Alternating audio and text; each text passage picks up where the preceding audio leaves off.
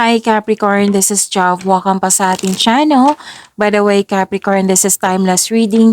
Gamitin ang reading na ito bilang kabayan lamang. Kung naka-resonate kayo, comment down. Tandaan Capricorn, ito ay channel reading. Kunin nyo lang po kung ano naka-resonate sa'yo. This is for you Capricorn.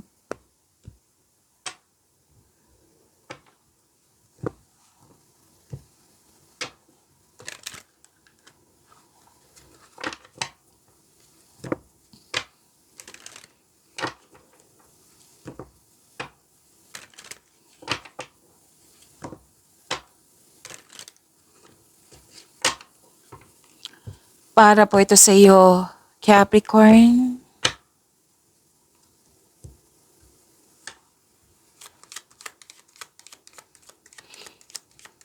Maraming salamat po sa inyong patuloy na suporta, sa mga nag-donate, sa mga hindi nag-skip ng ads, maraming salamat po. Sa mga hindi pa nag-subscribe, subscribe na po kayo at click bell notification para malaman nyo na may bago tayong video. Para sa mga gustong magpa-reading po, comment po kayo ng personal reading. Again, comment kayo ng personal reading and check my reply sa comment section. Wow! May parating na malaking pera po. Dalawang card mismo nagsabi dito, Capricorn. Puro pera yung na cards mo ha. Kahapon, pera din yun. O, sa weekly and sa monthly, pera din. O, wow naman, Capricorn. So, pwedeng news or information, malalaman mo na yung totoong intensyon ng isang tao sa iyo. At may social gathering. Mahilig kayo sa ano, no? Capricorn, pansin ko talaga to sa inyo. Yung mahilig kayo sa reunion, togetherness, na marirelieve yung stress mo basta may meeting, reunion, ganun, togetherness. Mapansin ko talaga yan sa inyo, Capricorn. So, correct me if I'm wrong. Pero based on studies, mahilig talaga. And pansin na pansin ko talaga sa mga cards mo. Okay? And pwede may party. Oo. Tapos prosperity is yours. Most of you, parati itong lumalabas sa inyo na home base ang trabaho nyo. And pwede din malapit lang yung sa trabaho yung bahay nyo. Anyun. And may nag-uusap sa domestic matters. Yan, ang ganda. May nag-uusap din sa property po.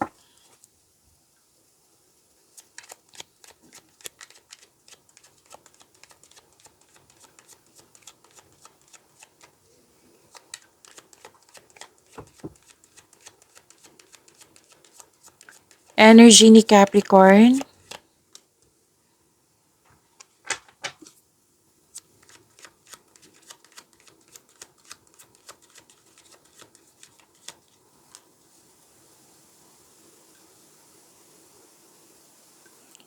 Para sa mga bago dito, kung may napansin kayo na repeating message, yan po yung pinupush ng card sa inyo.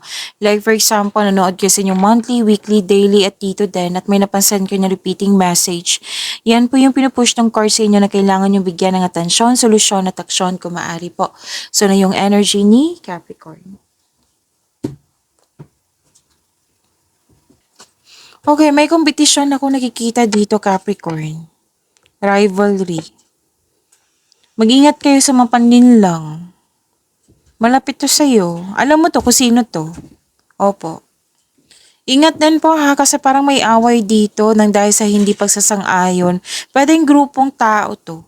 Hindi nagkaroon ng pagsasang-ayon. Tapos magpapatayo kayo ng bahay or structure kasi may nag-uusap din dito sa property. Opo. Tapos maanoy kayo sa delay. Oo. Habaan ng pasensya. Kasi may mga pangyayaring hindi natin control. So, you need to slow down, pay attention to its details. Huwag magmadali, focus on one thing at a time. Yan. Parang naiirita ka sa tanong ng tanong sa iyo. Oo, it might be may dahilan. Like, kasi may competition eh. Like for example, Capricorn, kailan ka mag-asawa? Kailan kayo magkakaanak? Kailan ka magkaroon ng kasal? Kailan ka magjojowa? Yung pinapressure ka kasi ganito, yung pinsan mo is ganito. Nagko-compare. Naiirita ka. So, that's normal, Capricorn. Pero kung pwede lang po, umiwas na lang po. Kasi yung i-maintain natin is yung inner peace mo na magkaroon ng positive energy. Okay? Oo, kung pwede po.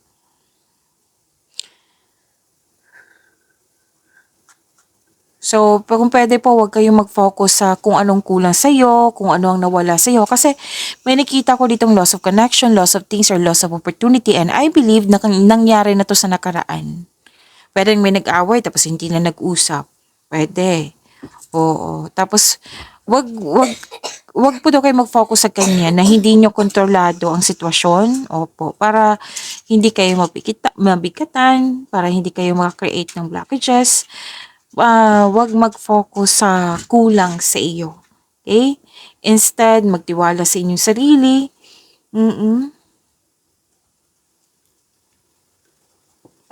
Magtiwala sa kung ano ang darating. So, believe in yourself.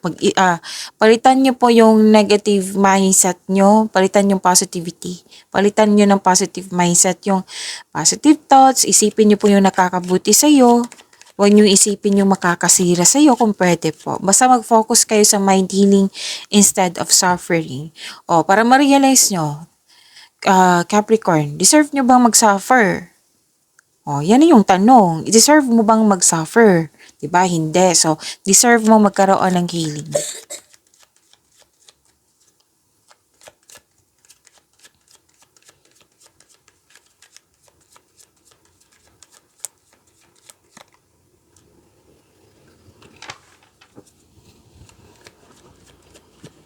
Career and money. Career and money ni Capricorn.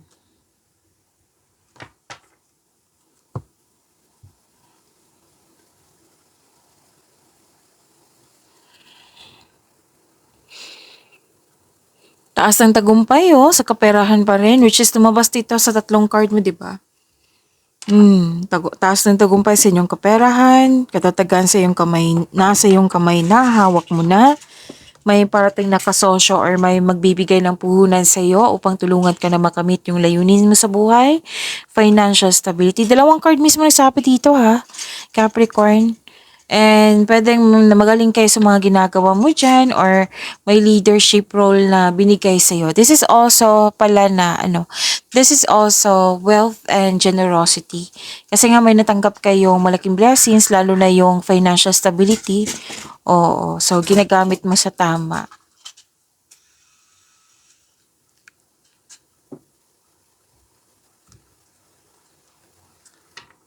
Okay, tamang pag-manage po ukol sa pinansyal at budget para mas lumago pa ang iyong kaperahan. Kailangan po ng balanse.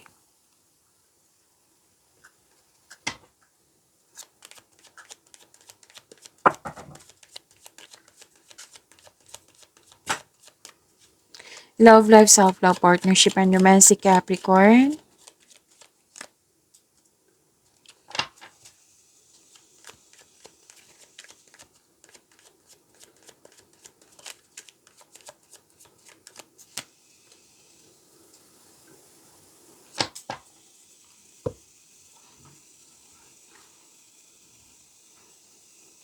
Okay.